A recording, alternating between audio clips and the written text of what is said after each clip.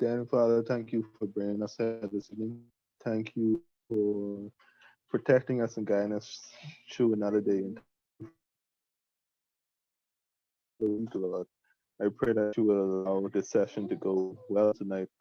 And I pray that you will be with Brother Chris as he presents.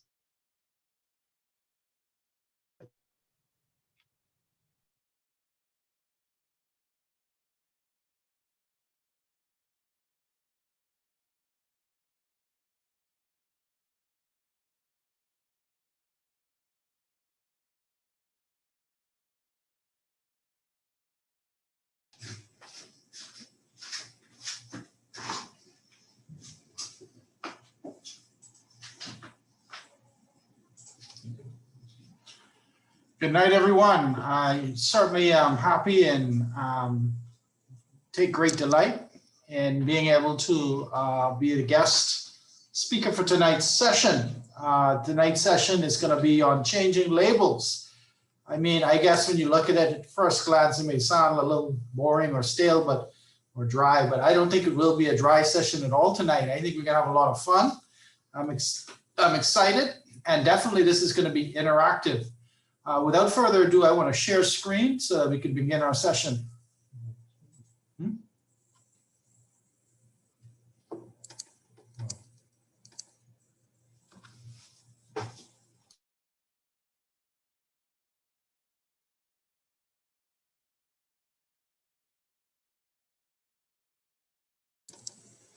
Sorry for the technical difficulties. So we're looking at changing labels. And to begin with, I want to just engage you for a moment about something very personal. Labels can have a negative effect on your self-esteem, your self-image. And I'm being very vulnerable again. Tonight, I'm going to reveal some of my labels, things that I was called. You might call these names, things that you might have been called when you're a kid, pet names, whatever. My parents used to tell me I was clumsy all the time. It was a nickname almost that kind of stuck with me. And that was probably because there must have been an occasion in my life where I broke something.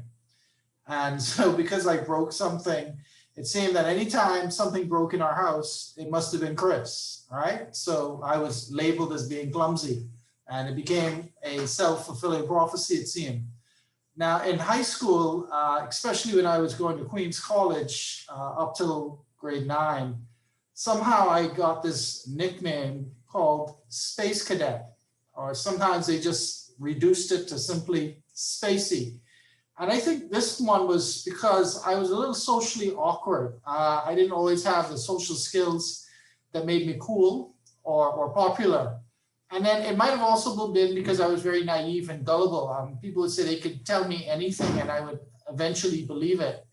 And so people preyed on that naivety and gullibility, I guess. And then I also definitely was disorganized. I wasn't the most organized student. I forgot to do my homework a lot, or I didn't care to do it. But anyways, yeah, I didn't have very good organizational skills. So all of that combined left me with the nickname Spacey or Space Cadet.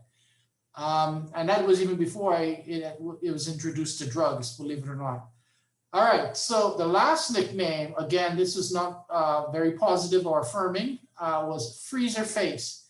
And I blame my sister on this. I am not even sure where that one came from, but she just called me that, a little silly, but that's what I was called, Freezer Face. Those three there are all very negative.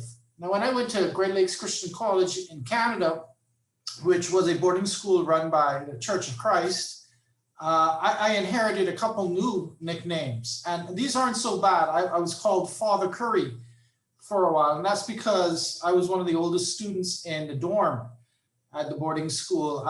In fact, I stayed in high school till I was almost 20. I was 19 and a half when I finally left high school, believe it or not.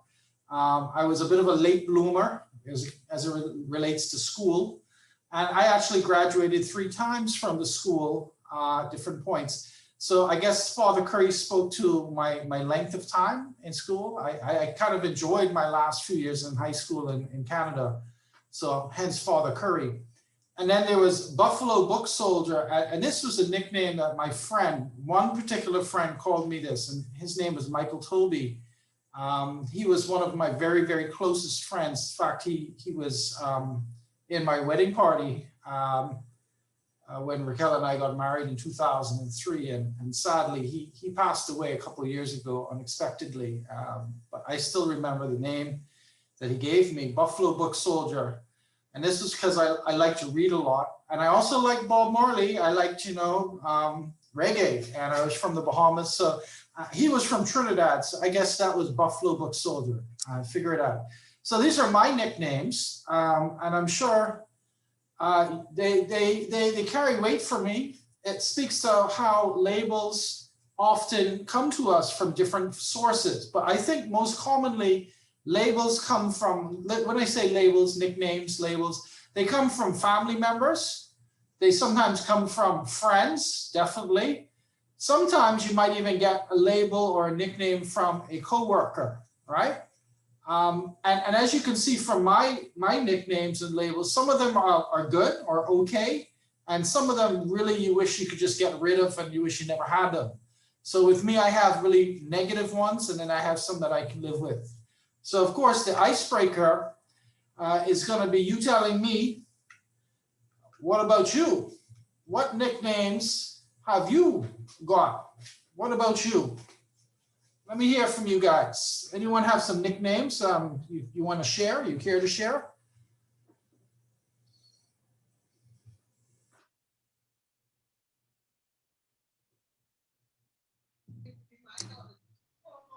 Yes. I, I, I have a nickname that my mom called me ever since I was small. I don't really know why, but it's something that she always called me. Mm-hmm. So my name is Ricky. Yeah. And when I was younger, my mom called me Kiki La. I don't know why she's called me that, but Kiki La. Kiki La, yeah. That's one that I wouldn't be able to decipher or figure out, but I appreciate you sharing that.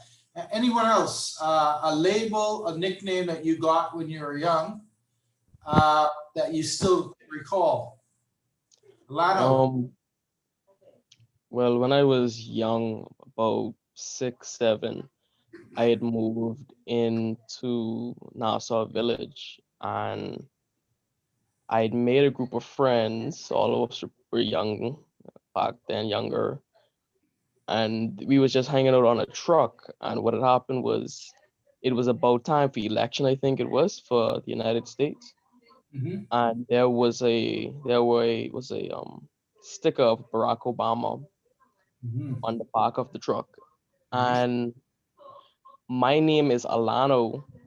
So with that, they thought of the states, and they thought of Orlando, Florida. So I got stuck with the name Orlando. Wow. And that was just my name through the neighborhood until this day. Yeah, that tells me, Alano's, some nicknames, they just don't make sense. Like, you just can't figure them out. They just stick, though. Like, I don't understand why my sister called me freezer face. I don't think it's a compliment, but I don't quite understand it either. So some make sense, and others, they just are there, and they stick. And Orlando, I guess, stuck with you. I appreciate you sharing. Anyone else want to share a nickname that you may have gotten? Some of you may have multiple nicknames. You're just one of those kind of persons that get nicknamed all the time. Well, the one that I can remember was that I think I was in grade 2, and I was more of a tomboy than a girly girl. So, and I used to run track. Like, even at that young age, I was very fast. And we had this one boy in our class who was fast, and he hit me at break time. And so he started running, and I was right on his toes, just reaching to grab him. and he made a very sharp turn, and I tried to, catch that with him, and I end up falling, and because I was going at such a fast pace, I ended up tumbling a couple of times, rolling, and the yard was filled with curry, so my jumper, my shirt was just brown by the time as I caught myself. And ever since then, because my name is Selena, they started to call me Tumbelina because I tumbled, and my name is Selena. I guess they coupled that together, and that stuck with me for like I think up to grade 5. Everybody used to remember when she tried to catch Joshua and she ended up falling. And so yeah, Tumbelina. Tumbelina. Tumbelina. Wow. Well, thank you, Selena, for sharing. And again, some of these nicknames, they come out of a singular event or a moment, but it's amazing how long they stick. Like you're talking like 3, 4, or 5 years of primary school with that Tumbelina. So that's interesting. Anyone else? Thank you, Selena. Anyone else want to share a nickname, something that they were labeled with or called when they were younger? I actually have 2 other nicknames I'm just remembering. So my name is Ricky Nelson, and since it's Ricky Nelson, a lot of people, when they find out my name, they refer me to the famous singer Ricky Nelson, who passed away. He was a country singer, if I remember. Mm-hmm. Yeah, cool. Like Yes. sometimes, and that's a little similar to, again, sometimes they're famous people or a city or something that causes persons to connect you to that thing or that city. Like Alana was talking about Orlando. So again, it's just how they go. Someone else want to remember a nickname, share it with us. Tell us a little bit about how you got it, what it means. It's purely voluntary tonight. I made myself vulnerable. I shared about 4 or 5 that I got. Let's hear from someone else.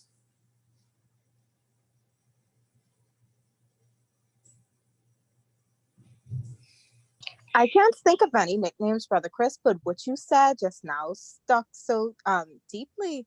Thinking about it, literally an event can happen in 3 seconds in the same way that she fell down on that curry. It only took 3 seconds, but yet this 3-second event has completely changed her life. And that's how most people are. And that's crazy that literally in 2 seconds, your life could be changed. And that's the power can be labeled. Because here we're seeing that a moment in time, literally 2 or 3 seconds, can lead to a label that can stick with you long beyond the moment that made you. And so you could see the danger when we put a label on someone and years later, it's like that's how they're still remembered. And so there's a danger in labels, obviously, from that vantage point. Appreciate that. Someone else was saying something. Maybe I interjected too quickly.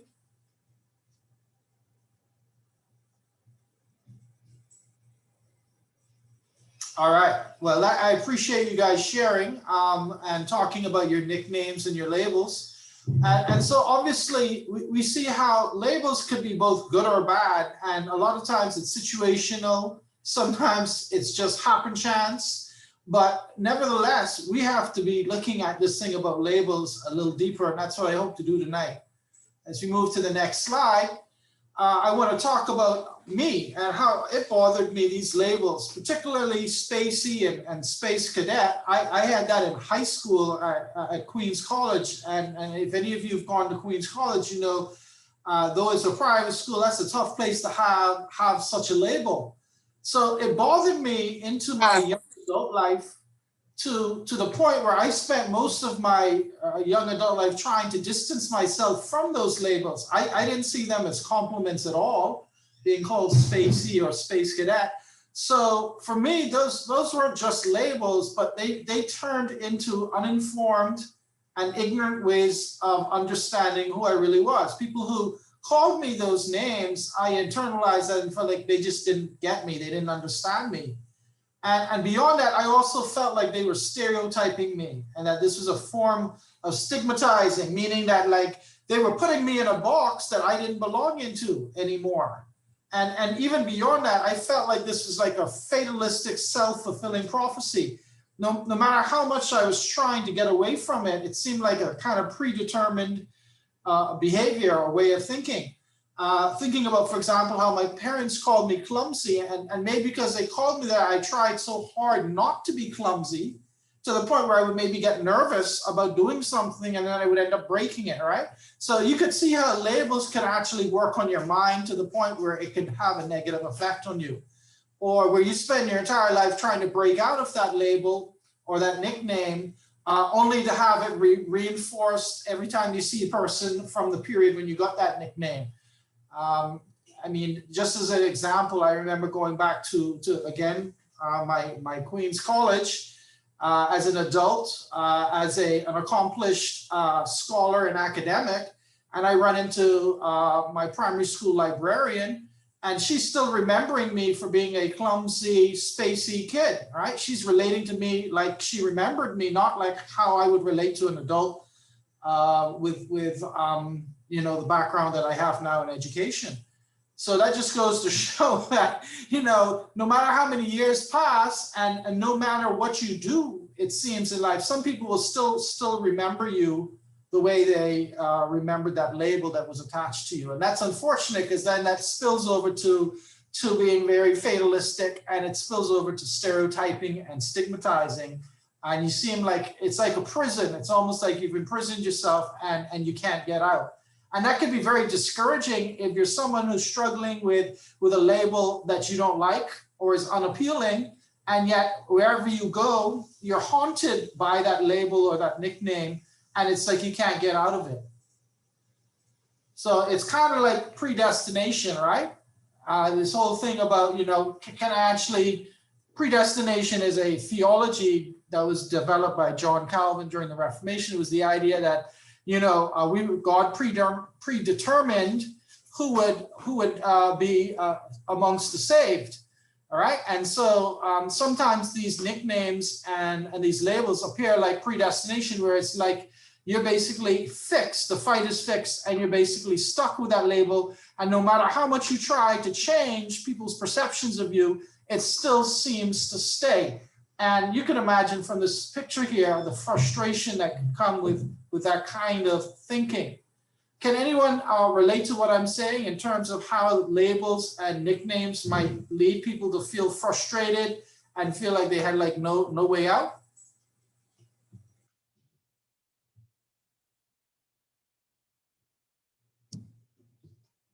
Anyone want to comment? I could think of an example of, for example, someone who probably used to be addicted to some drug. Right. And they probably got a nickname like Cracky if they used to smoke crack. And they would have, years later, they would have went to rehab, they would have changed their life around and then going back to that same neighborhood. People still labeling them for that drug addiction that they already conquered. That could be a slap in the face. Right. That's just an example that come to mind. That's a great example. So, you know, the label might be Joneser, right? And Joneses, we have stereotypes about Joneses, how they look, how they dress, right? A lot of people think when they think of a Joneser, they're not just thinking about the actual drug addiction. They're looking at the entire profile, you know, maybe the unkept hair, the unkept clothes, you know, the shabbiness of what a Joneser looks like. And so a person might spend years through rehab and through hard work and dedicated effort to break away from that label of Joneser. And yet, you know, people might still look at them and say, hey, look at the Joneser, right? So that's a really good example. And I think that's a good, a telling example, really. Anyone else can think of an example where people are sort of like pigeonholed, imprisoned in a label or a nickname that could be very frustrating for them in their life?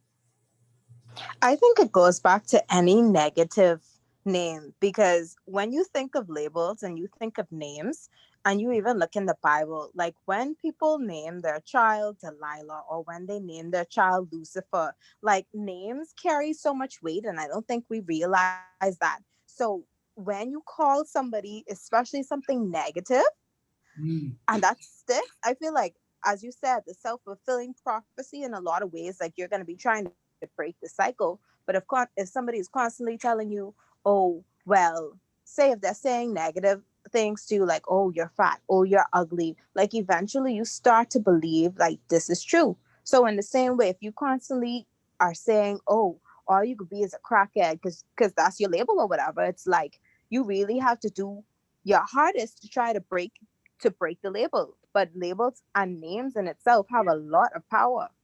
Yeah, they carry a lot of weight. Piggybacking, oh, sorry, my bad. Go ahead. Piggybacking off what Eudacia said, while she was talking, I was thinking about it. It doesn't necessarily even have to be a actual nickname or even a thingum that they say. It could be even your parents' name. You know, I know a lot of people could relate to it.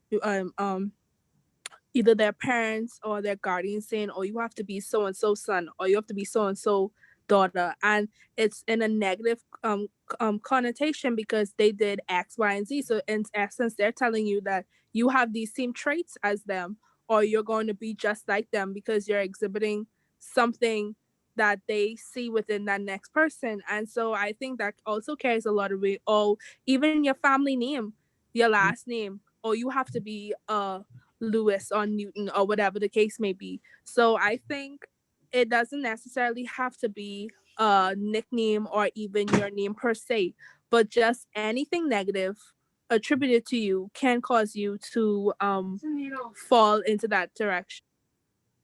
Right, and I'm glad you put it like that, Selena, because what we're going to see next is that labeling is very far-reaching. It goes beyond just a casual nickname or maybe a funny label that you might have.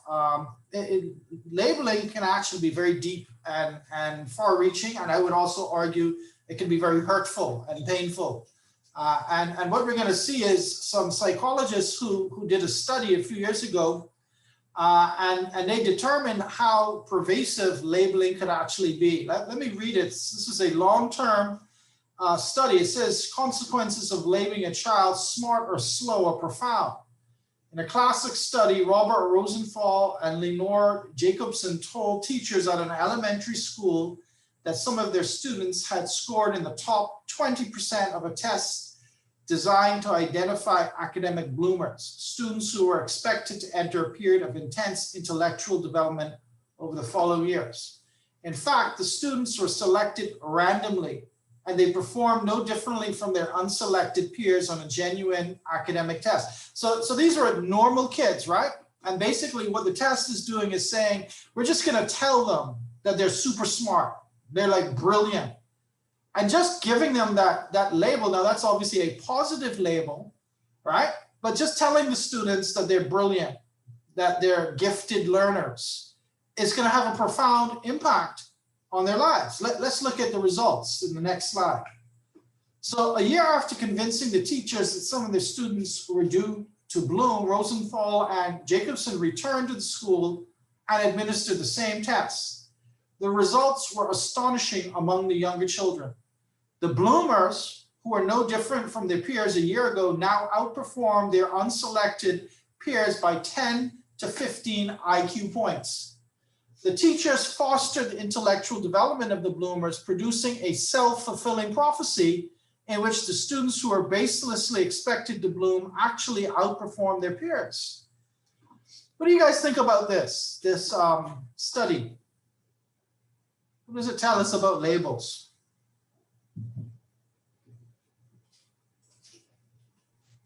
It can be misleading, or it could give you a false. Could give you a false. I almost say like a false reading, a false. How they want to word this, a false impression, or what do I say? Misguided. I'm a misguided view, Chris. Yeah. Think yourself more smarter than you actually are, or some false. It's almost, I was gonna say a false reading. But I think you understand what I'm trying to say. Right, and you see how the falsehood is reinforced by the teachers paying special attention now to the perceived bloomers, right? Probably giving them extra compliments, probably spending more time with them, doing whatever, because now they're identified as the smart kids. And so what we're seeing is how a label could have both serious damage, and in this guy's case, while it led the students to overperform when the test is admitted a year later, it also is spreading a falsehood, right? And what the real big point here, though, is how labels have a profound way of changing our behavior and our attitudes, right? So could you imagine if it was said in the negative, right?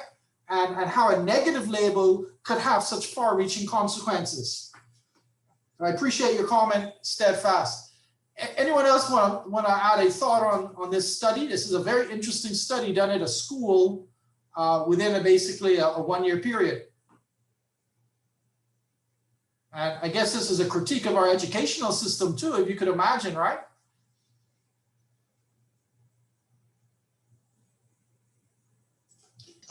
Yeah, so it goes back to what you tell a child, because normally as adults we should speak into children. So I feel as if we should speak positively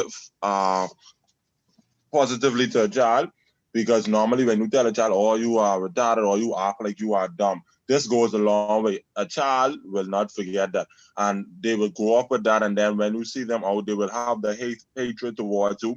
So you have to be careful what you are telling a child and speaking into their lives. So I feel like that's very important, especially in our educational system, because most of these children, they think that they are no good. They think that, they can't accomplish anything because their parents, oh, you stupid boy, you this and that. So as teachers, we have a huge responsibility trying to encourage and motivate students when they're in an environment like that, basically 24/7. So it's very it's very difficult trying to do that with in the space of 9 to 3 when they are at school. And I know that Brother Keith a couple of weeks ago spoke about words, and we were talking, I know in CIA you were all talking about how that adage, sticks and stones will break my bones, but words will never hurt me. We know that's not true. And so picking up on that, when we're talking about labeling, we're seeing how a negative label can have long-lasting effects on a child. And things like telling a child they're stupid or retarded, or you've even heard that expression, oh, you're good for nothing. I mean, those kind of things are labels that just absolutely hurt to the core of an individual. I see Steadfast wanted to make another comment. Yes, this is a very sore point for me. This topic, Chris, is crucial. The young man is now, I guess, I don't know, it sounds like if he's in a teaching profession. The challenge is even people in the home where that child grew up, that background. And so that abuse is coming from that parent, that uncle, whomever. The chances are they were abused and they were maligned in their early life coming up. And so as a result, they spew that same toxicity towards the children. Yeah. And so again, you haven't experienced some years in Simpson Pen. You know, these boys were exposed to probably a lot of times growing up. The daddy's not around or the mommy's not around or whatever the case is. And so that spills forward in your life. And so you have a result that in their relationship, in the dating relationships, they abuse girls. And it's a down spiral effect.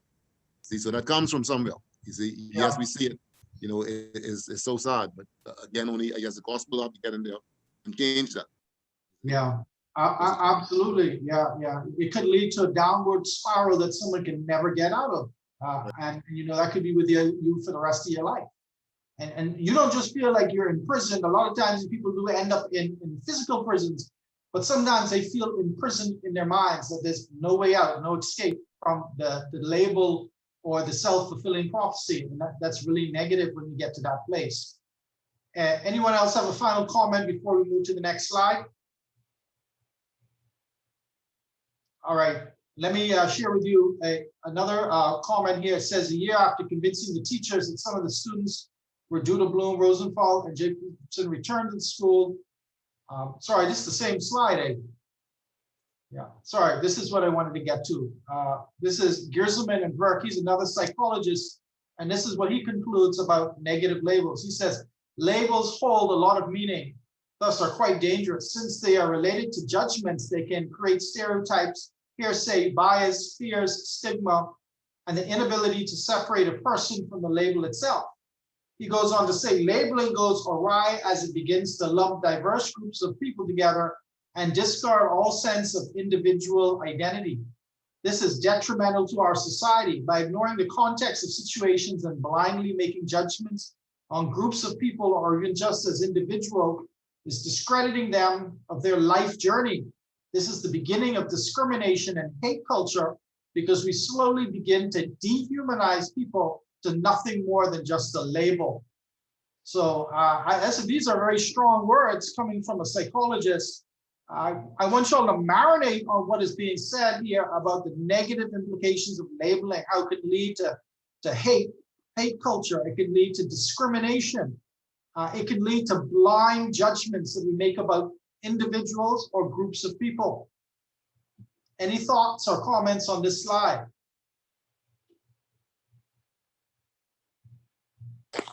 I think even when you think of the same parent-child situation, when parents are saying things to their children remember it for years. And I recently just did a video called Parents Listen Up. And I basically went to different people and I said, you know, what stuck to you when you were younger? And some people said their parents said all these hateful and dirty things to them that, you know, the parents would deny saying or say, oh, well, you grew up fine, and they never acknowledge like they hurt their child. And to this day, a lot of them are very bitter and just hate their parents because of the things that they said. And the parents, for a lot of their cases, you know, don't acknowledge it. And they say like, this the real world, you just have to deal with it. And so this is correct. It does make you end up hating or being bitter towards somebody at some point. That's something you may have to overcome for sure, because that's the right thing to do. But you know, you do feel these feelings. Yeah, absolutely. And it can lead to some serious internalized hate. And you know, if you internalize the pain and the hate from that label or from that stereotype, and you have no outlet, no healthy outlet to express it, you know, that can lead to interpersonal violence quite easily. Steadfast, you want to make a comment? I would love to do a survey and run around the room, and we don't have time. How many on the platform or even in our areas of their father ever hugged you and said to you, I love you, or whatever the case is? You know, we don't have to answer that. We just want to throw it out there, you know, marinate on, you know. So yeah. I know a lot of guys in our age group, because, and you know, we talk about it sometimes at office, guys say, no, my dad ain't never hugged me or tell me he loved me or be supportive of my game, whatever the case is. And it's foolishness. You had to grow up and be tough.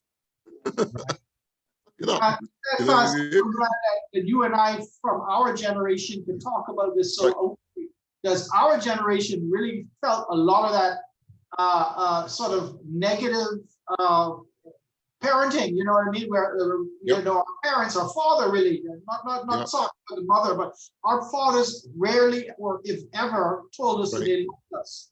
I can count on my one hand the times my dad told me that he loved me when I was growing up. And I know I have this conversation all the time with Landy in my house, because we're trying to build something a little different now. And I'm trying to show him in different ways how a real man, a real father relates to another man. And it's by showing emotion, it's by telling someone they love me or that they love you. I will tell you all something privately. My dad called me the other night, it was Tuesday night, and he basically told me he really appreciated the sermon I preached on Sunday. And I was telling Landy that was a little uncomfortable, the phone call, because I wasn't used to, Frankie, I wasn't used to my dad being so emotional, not just emotional, but complimentary. You know, it wasn't what I was used to. I mean, I was happy he did it, but And maybe that speaks to his personal growth as a Christian, that he's Yeah. actually able to get there and say something like that from his heart. Growing up, my dad was like a wall, you know? And so I think I'm not alone in saying that, but that's just something to deal with. My dad as well, because I tell people, I say my dad don't necessarily hug or do all those things. He said the most I would get is a tap on the shoulder. You didn't even get a hug. Well, if you got one, it was a tap hug. So you put your hand around him, but you don't have a full embrace.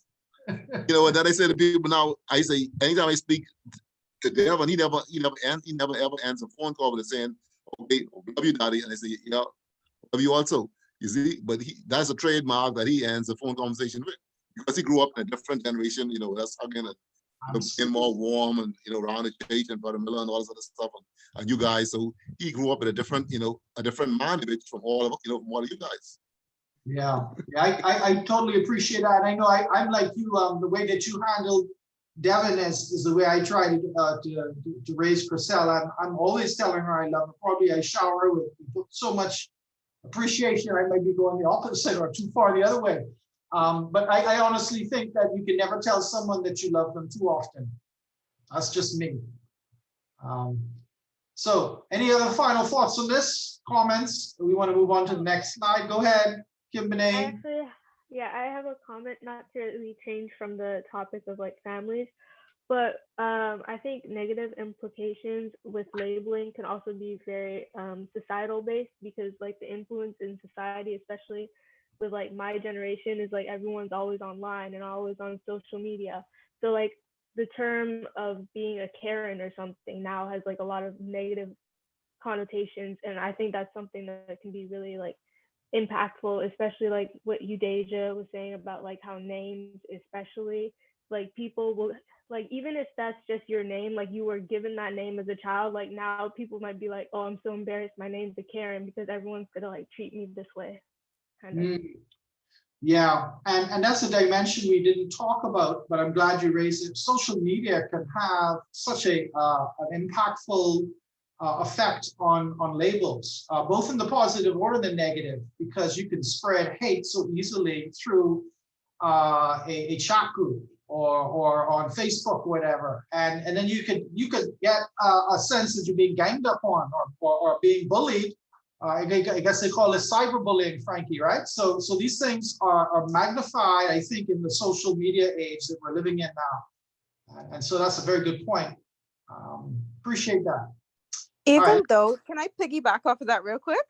Yes, go right ahead. So her point of social media, that causes labeling to get so much bad. Because, for example, we think of the case of the big singer who was young and something happened, and people would have exposed some pictures that she mistakenly took or whatever, and people would have taken that and called her so much names. And to this day, even as she speaks about how she's changed and she knows it was wrong, people to this day would say, oh, that's the girl whose quote unquote photos were leaked. And so it's so crazy how social media amplifies that, not only in the community as like a school or the church, but it amplifies it to the world. And that's crazy. Because people wouldn't even know you. People wouldn't even know you and labeling you. Yeah.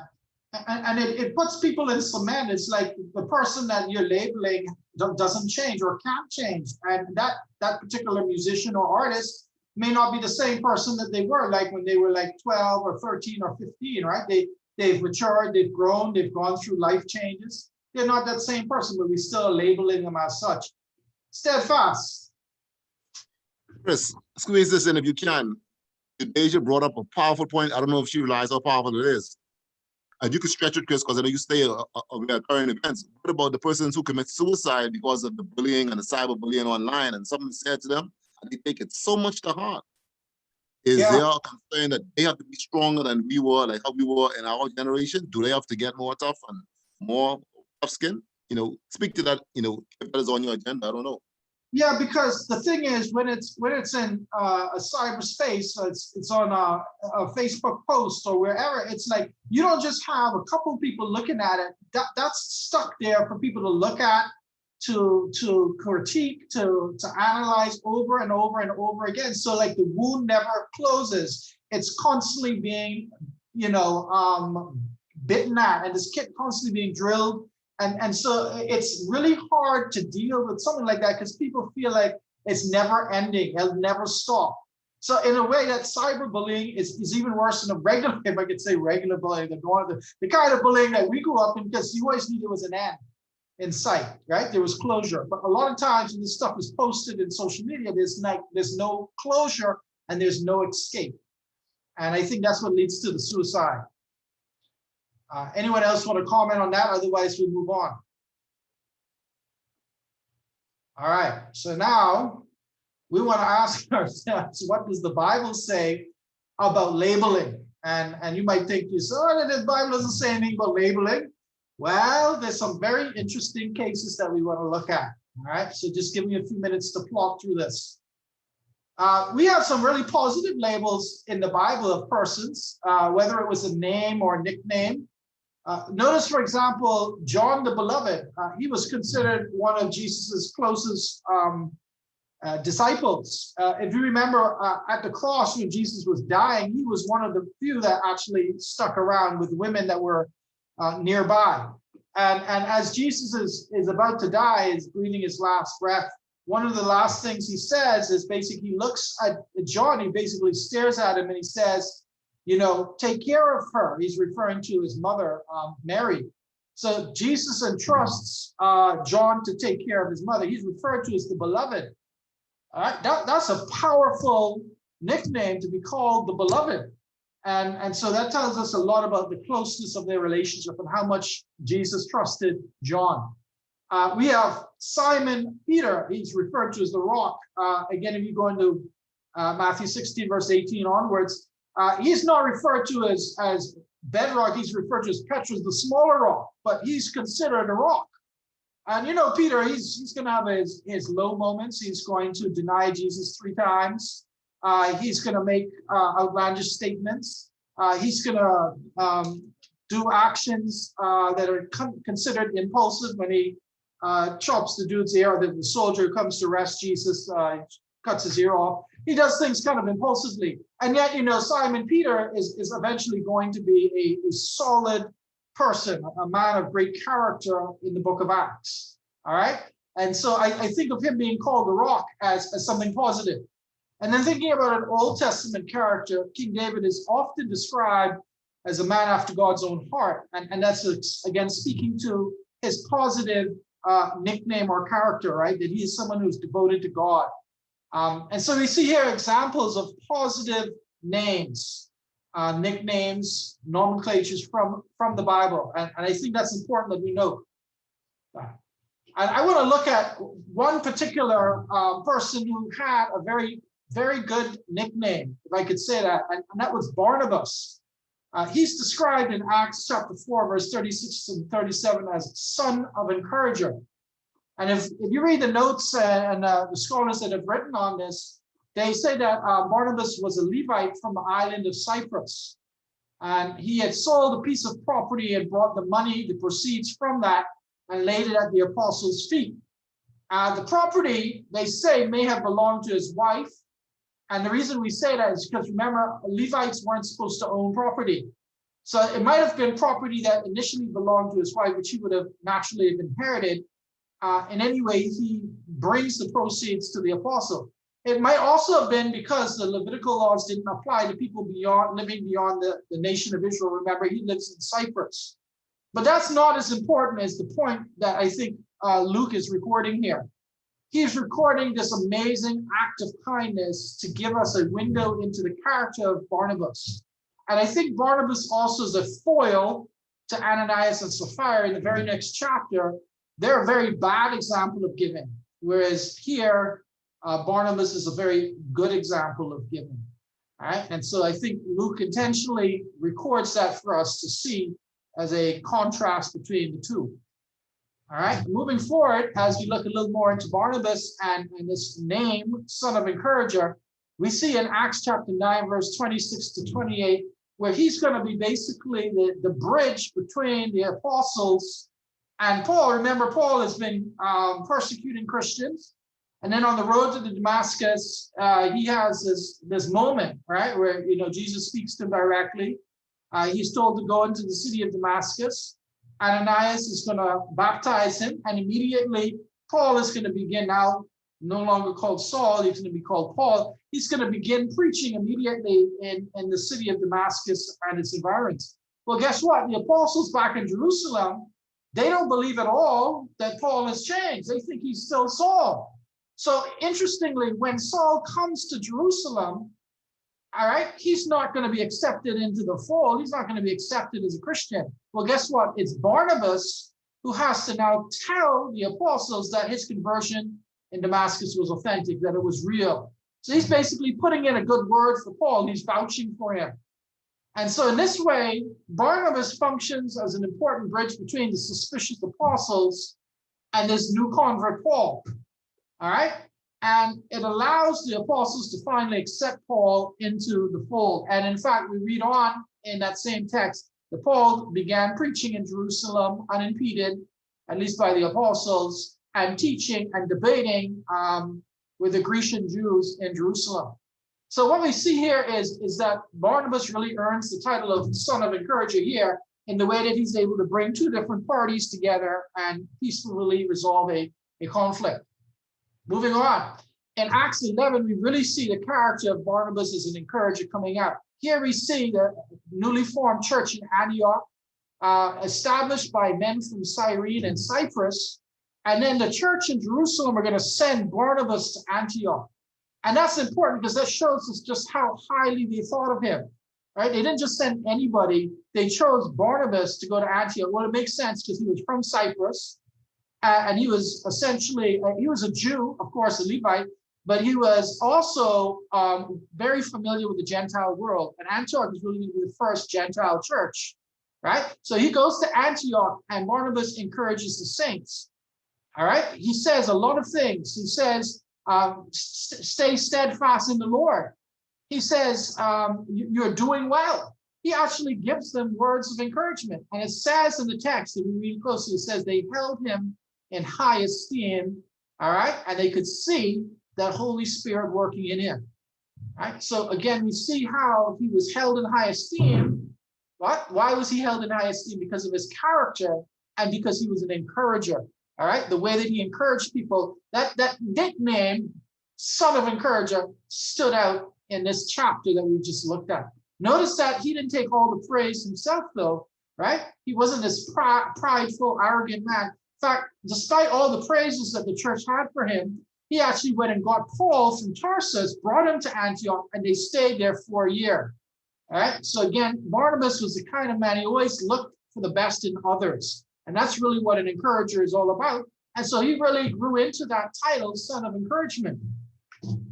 And in the last text, if you go to Acts 13, the first 3 verses, we see again how Barnabas is operating.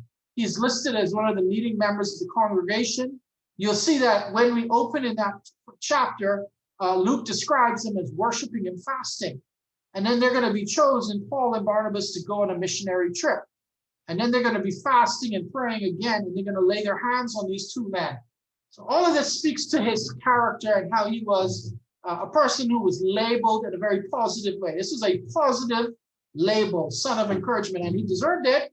He earned it, he demonstrated, he showed it. All right? But what about negative labels? We have a couple of examples of negative labels, but the one that really stands out is Judas, Judas Iscariot.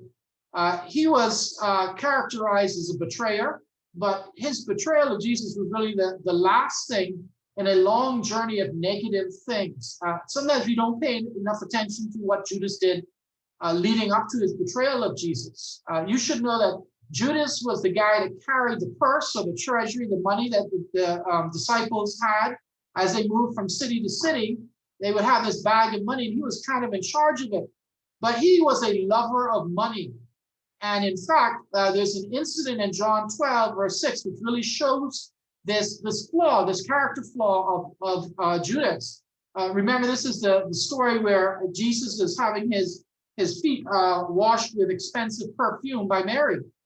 And it's interesting that Judas is shocked and upset by this behavior. He says, basically, why are you wasting this expensive perfume on his feet? This was worth a year's wages. And Jesus sends a very strong rebuke to Judas. And in fact, the writer of John the Beloved, says in his cliff notes, it's written for us to hear, wasn't actually said, but he says he was a thief. As keeper of the money bag, he used to help himself to what was put into it. So he was basically stealing from money that people had donated, had given to the disciples to feed them. And that tells us right there that this guy, had a problem with money. And I believe it was the love of money that turned him towards betraying Jesus, right? Remember, he's being offered money by the Sanhedrin Council to do that dirty deed. So he's learned to betray Jesus for money. That label, betrayer, and I guess lover of money, that stuck with him to the point where he felt like he couldn't come around. And even though he goes back and he throws the money at their feet, he runs off and he doesn't turn to God for forgiveness. Instead, he takes his own life. All right. And so this is a sad case of someone who's the label that was stuck with him or associated with him never changed. And it led to a very negative outcome. All right. I'm going to pause here. Is there any comment on what I've said about Judas that you want to share with the group?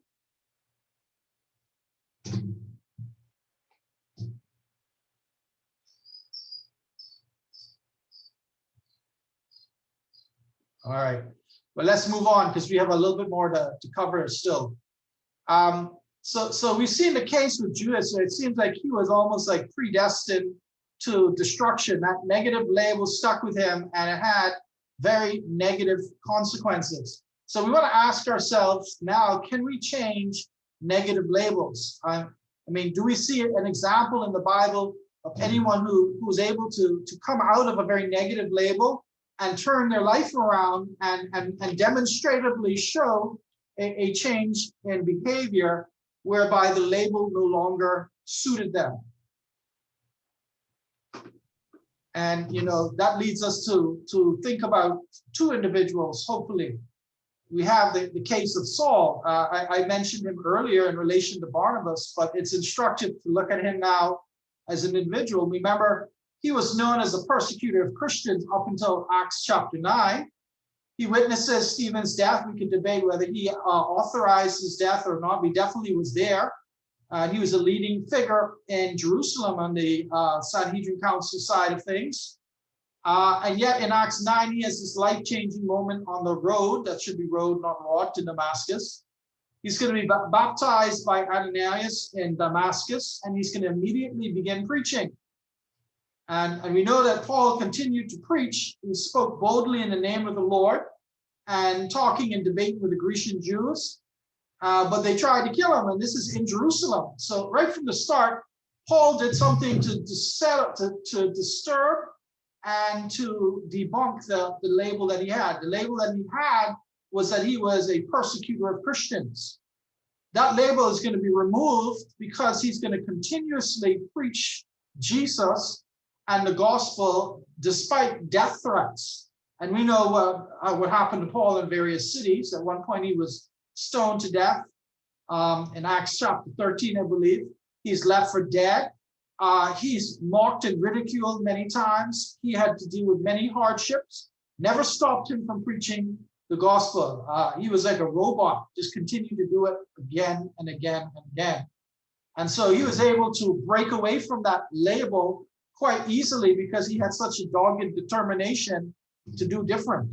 And then we have the case of John Mark. And he was initially brought on a missionary trip with Paul and Barnabas, but by Acts 15, he abandoned the group. So he's going to be labeled as a deserter by Paul and others. And scholars speculate the desertion might have been a result of the hardships of the mission trip. That particular mission trip, apparently there was very little sleep. Well, that might have been true for any missionary trip. But more importantly, there was very little receptivity for the gospel with only one convert. So maybe John Mark became discouraged or disheartened. Maybe he felt like giving up. He felt like this was too much for him. He was a very young man, an impressionable man. And so it really led to a split between Paul and Barnabas. And it says in the text, Paul wanted nothing to do with John Mark. This is in Acts 15. And he had such a strong view that it led to this split between him and Barnabas. And maybe Barnabas still wanted to stick with John Mark because they were related. But in any event, Paul basically labeled him as a deserter and didn't want to have anything to do with John Mark at that moment. But look, that's not the end of the story for John Mark, because John Mark eventually shed that label. And we know this because in Philemon 1 verse 24, Paul now describes John Mark as a fellow worker in Christ. So he's now embracing him as a brother in Christ. And that's just one thing that he says. He says something even more. So in 2 Timothy, he actually tells the young evangelist Timothy to bring John Mark to Rome because he is of great value to me. So here's Paul, who rejected John Mark, didn't want him on the mission trip anymore, basically fought with Barnabas about him being on the trip, kicked him off the trip basically, denounced him as a deserter. And now at the end of his life, what is Paul saying? Paul is saying, I want this man, John Mark, to come to Rome to be with me in my last days. He is of great value to me. That tells me unequivocally that John Mark had shed that label of being a deserter. Right? So what changed? John Mark had demonstrated a change in his character. This required hard work in the mission field. He had to go back and do the very things that he had deserted. He had to boldly defend the faith. He had to preach in season and out. He had to be tested, and he often likely had to be persecuted, right? He had to gain a different reputation, one of being steadfast and boldly preaching the word, all right? And he proved himself so worthy that Paul wanted him with him at the end of his life, right? So those are two great examples, Saul and later Paul and John Mark, persons who had negative labels that turned things around and turned into persons who had an entirely different label associated with them. So what about us? What about us? I surmise that changing labels is difficult. It does not come easy, especially when they're deep-rooted nicknames or deep-rooted concepts, labels associated with us. Overcoming negative labels requires hard work. We must have a dogged determination. We must focus on discarding the stereotype, and this requires a lot of work. And let me tell you, this is not going to happen overnight. All right, this is not a sprint. This is a marathon. It's a journey that requires a process, not an event. So every day, if you're fighting a label, maybe you were labeled lazy when you were a child. I don't know. Maybe you were labeled good for nothing. Those are negative, very negative labels. Whatever you might have been labeled, maybe you were spacey. I don't know. You have to work extra hard to show that you are no longer that which you were labeled. All right. Let me ask you guys as we move to close. What about you? Can you tell us about how you have overcome a negative label in your early childhood and your early years, and you have proven people wrong in the way that you live now? Anyone want to comment?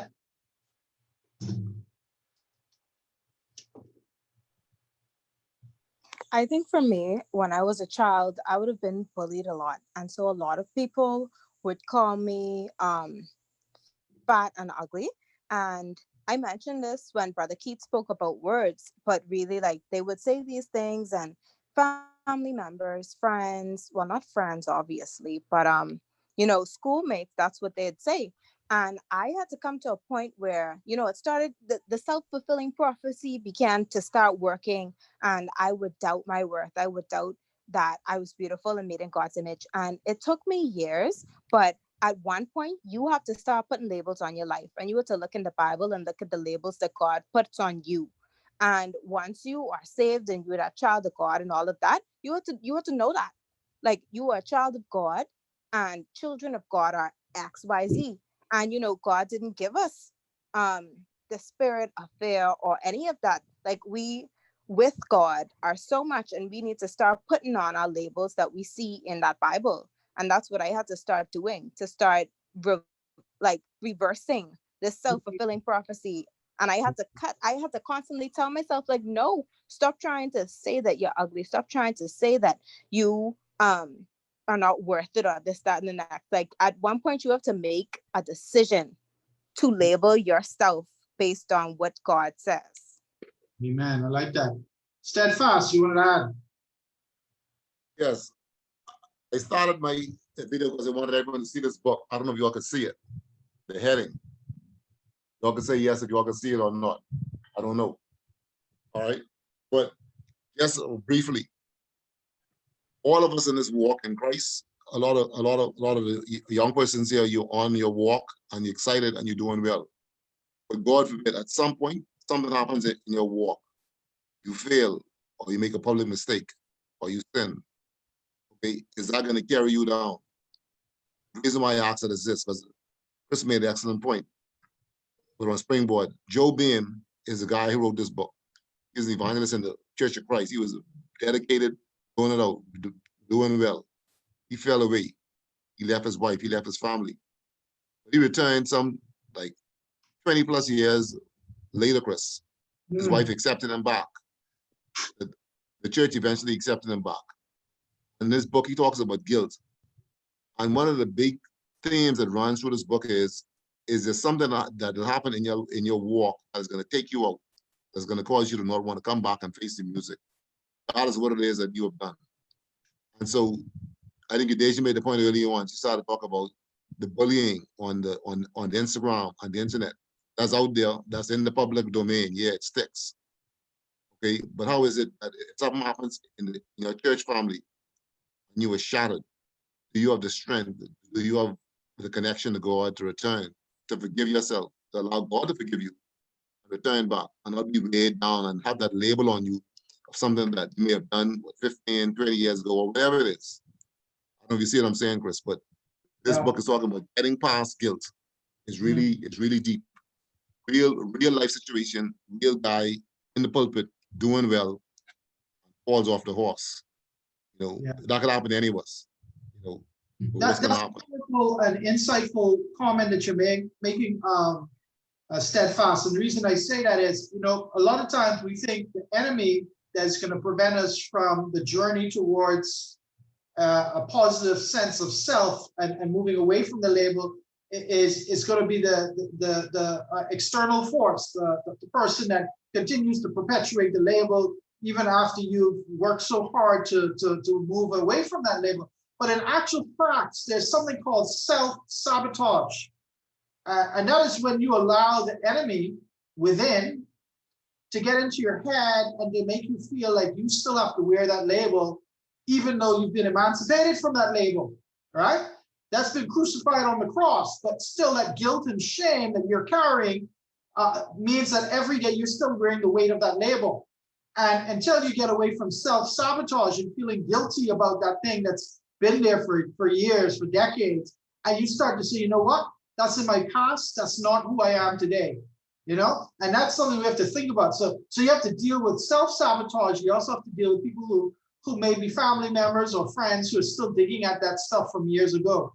But I really think that the internal mechanics of self-sabotage, that guilt that you're talking about, Frankie, that's a powerful weapon against really changing your life and moving away from those negative labels. Anyone else want to comment? Overcoming the label, how do we do it? What are the steps that you're taking? What are you doing to discard the label, to move forward in your life, to become an overcomer? What are you doing?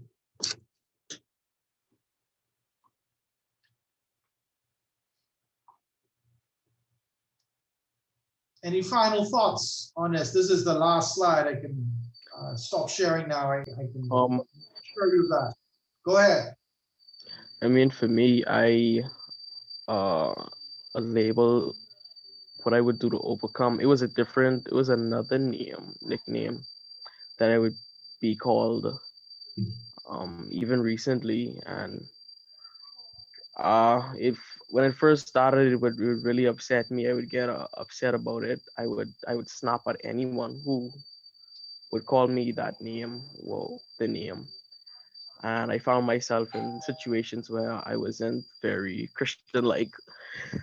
I would, if they would call me, I'd get in fights. I would, if they just even just like say it over my head, I'm talking about it or whatever, I would get in fights, or And just be violent. And at one point I had to talk to some people that were close to me, and they's like, man, it don't make no sense, because in the environment that I in, anything could happen.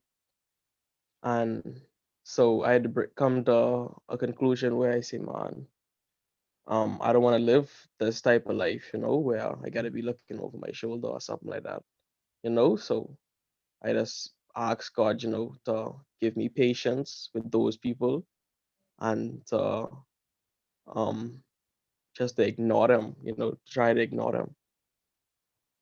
I appreciate you sharing, Alano, and I could tell that this is still a little raw for you because you couldn't even say the word. You couldn't even say what it is that the people are calling you. And Yeah. there's no shame in sharing this. This is very powerful. I'm so glad that you shared. Trust me, a lot of us are still dealing with internal battles, things that will set us off because it's just something that we despise or hate so much.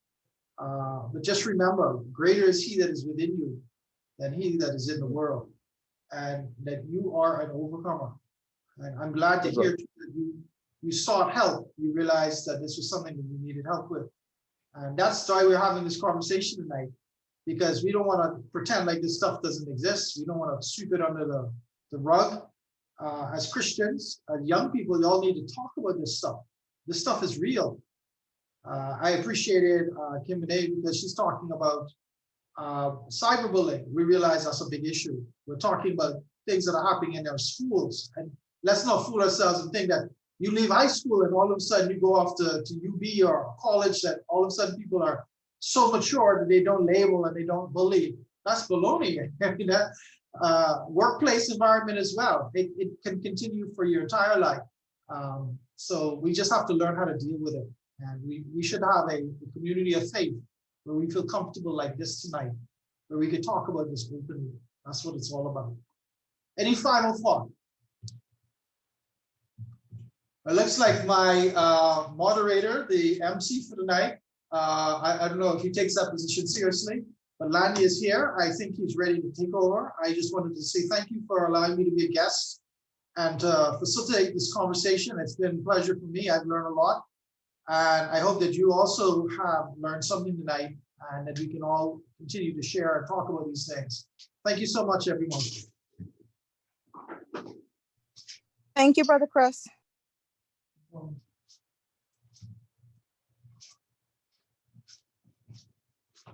All right. We appreciate Brother Christopher's very engaging presentation tonight, and thank you for everyone who made a comment and participated. Before we close in prayer, and I'd like to ask Abishai to lead that. Remember, we meet 7:30 every Friday. Next week, Friday is the last Friday in the month, so we're having a social. We'll be giving you guys more information as it relates to that. Remember, last time we had a very competitive game night with nice prizes and a lot of fun. We look forward to an even more engaging time. So we'll now have the closing prayer, and that'll be us for the night. Abishai.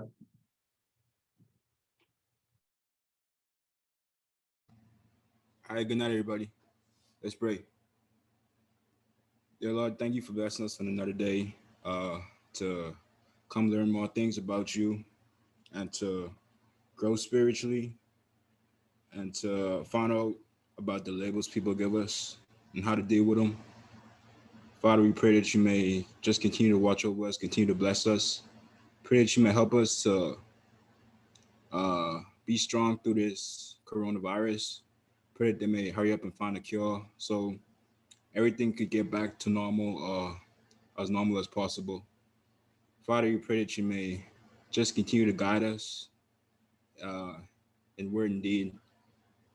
Thank you for everything that you've given us. We pray these things in Jesus' name. Amen.